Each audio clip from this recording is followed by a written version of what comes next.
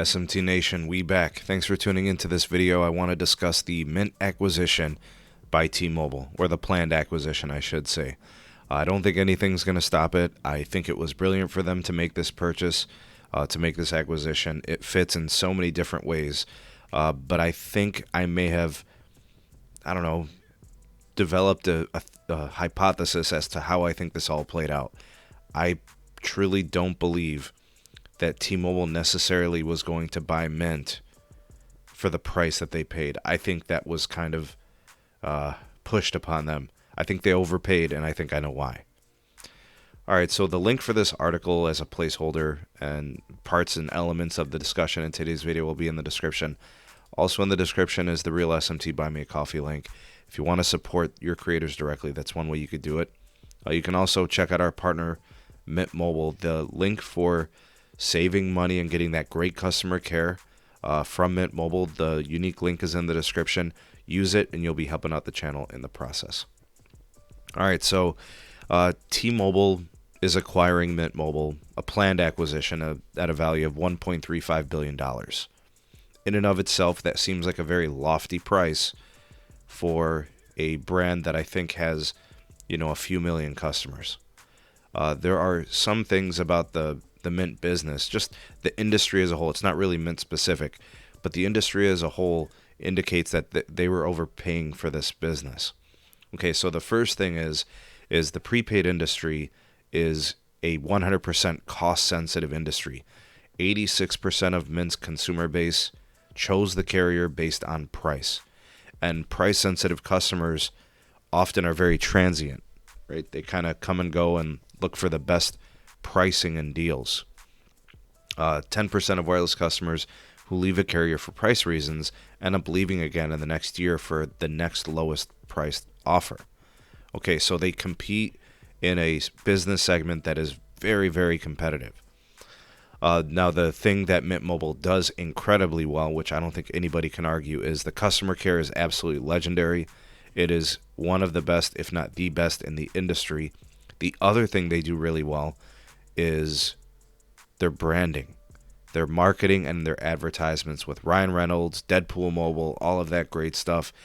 They've got those two things in spades, right? Their pricing, very competitive, although they do multi-month service, which is not everybody's cup of tea, but has its benefits when you save money. So you got your low price structure, you got your user-friendly app, their mobile app is very good, and then you've got your branding, right? And it caters to the young consumer, right? Many of the customers through Mint Mobile are young. They're savvy, they're shoppers, they look for bargains, and Mint fits that niche. They are able to give them a great deal. And, with the T-Mobile network, you get a very capacitive, fast network. So why would T-Mobile do this, right? Did they really need the customers? Well, T-Mobile has a lot of customers. They're not going to say no to customers, but it's really only a few million customers. Does the company grow? Yeah, it's hard to grow in prepaid, and Mint Mobile has been able to do that pretty nicely. But what is it that T-Mobile actually did here, right? And we heard rumblings of T-Mobile maybe buying this, the Mint Mobile acquisition because they thought somebody else was going to. I am 100% convinced, folks, that Verizon was going to buy Mint Mobile. And the reason I say that is Mint Mobile would give Verizon, they would give them some really valuable tools, know-how, skilled individuals, ideas, concepts that would fix some of their problems. Number one problem it would fix at Verizon, customer care, which has been an absolute travesty in recent history. Over the last few years, it has completely nosedived, right? It has been awful. So that's one thing it would address. The next thing it would address would be the addressable market, right? Coming in a very competitive industry, the prepaid industry. Verizon just acquired TracFone, right? This could allow for some kind of a convergence, some kind of a streamlining process that would have helped Verizon stabilize TracFone, kind of consolidate brands into brands that would work, get people switched to this model. I don't know how it would have played out, but I think those key elements, along with the app integration and the branding, I'm not going to give up on that.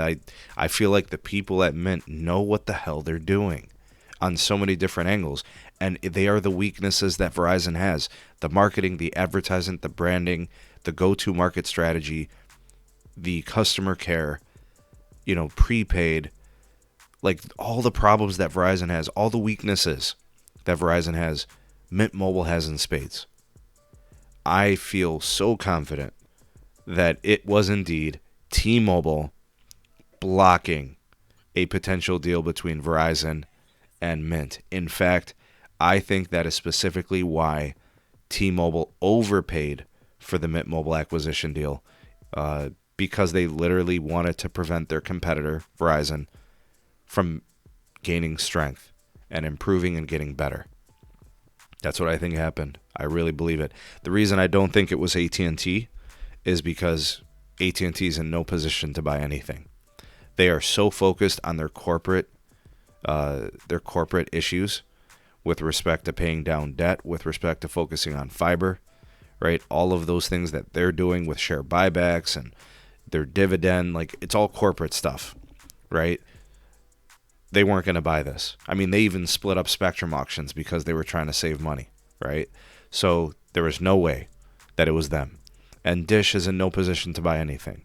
They were trying to build their greenfield 5G network, although I think maybe that would be the wild card in all of this possibly, but I just don't see them having the capital. I don't see them having the funding to make the purchase. But I am convinced, I'm like 99% positive or 99% confident that the overpaying of Mint by T-Mobile was strategically to prevent Mint from being purchased by Verizon. I really feel strongly about it. And you guys can tell me what you think. Do you agree or do you disagree? Do you think it was Verizon or do you think it was someone else? Do you think the reasons I gave are compelling enough to kind of prove my point, or do you think there's weakness or holes in my reasons? Believe you me, guys, I'd love to hear what you have to say on this. You all the voice of the people, the SMT Nation. Let your voice be heard. And don't forget, let me know if you think T-Mobile overpaid, because I really think they do. Just based on the number of customers, it would seem so. But excited to see what you guys have in the comment section. Have a great day. See you all on the next one. Peace.